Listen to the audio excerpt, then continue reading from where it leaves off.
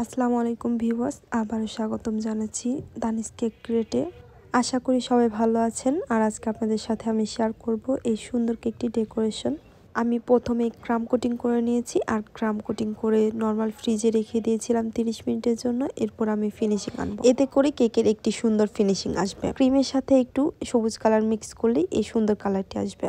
আমি সাইডে একটা স্কাপারের সাহায্যে ফিনিশিং আনছি, আর উপরের অংশে আমি একটা নাইফের সাহায্যে ফিনিশিং আনছি। কেকটি ছিল 2 পাউন্ডের, আর কেকটি ছিল চকলেট ফ্লেভারের।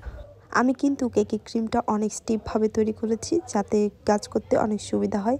আপনারা দেখেই বুঝতে পারছেন আমার কত তাড়াতাড়ি ফিনিশিংটা আসছে, তার মানে আমার ক্রিমটা অনেক স্টিফ হয়েছে।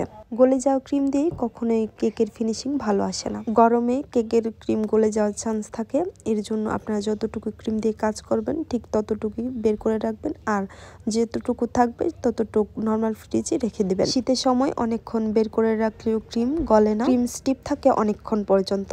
আমি একটা ছোট রোজ নজেল নিয়েছি, আর আমি রোজ নজেল দিয়ে ফুলগুলো তৈরি করব। প্রথমে আমি হোয়াইট কালারের ফুল তৈরি করব, পরে আমি পিঙ্ক কালারের ফুল তৈরি করব। ফুলগুলো তৈরি করা কিন্তু অনেক সহজ, গোলাপের থেকেও এই ফুলটি তৈরি করা অনেক সহজ।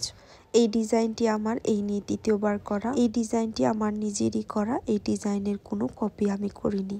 কাস্টমার যখন কোনো কেকের ডিজাইন না দেয়, তখন যে মনে যে ডিজাইনটি আসে সেই ডিজাইনটি তখন করে দিই। এরপর আমি পিঙ্ক কালারের ক্রিম দিয়ে বাকি ফুলগুলো তৈরি করব।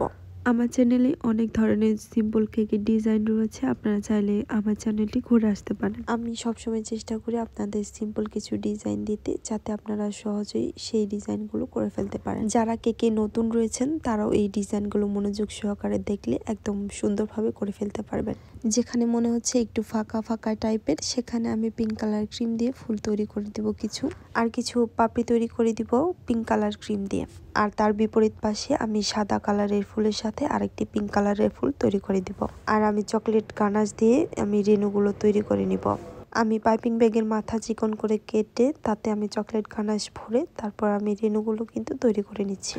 আর দুর্ভাগ্যবশত ইডিবেল প্রজাপতি আর সুগার বলগুলো দেওয়া আমার ভিডিওটি স্কিপ হয়ে গেছে। ভিডিও অন করতে ভুলে গেলে যা হয় আর কি, একটু স্কিপ হওয়াতে আপনাদের সাথে শেয়ার করব না নাকি? অবশ্যই শেয়ার করব। আজ এই পর্যন্তই, ভালো থাকুন।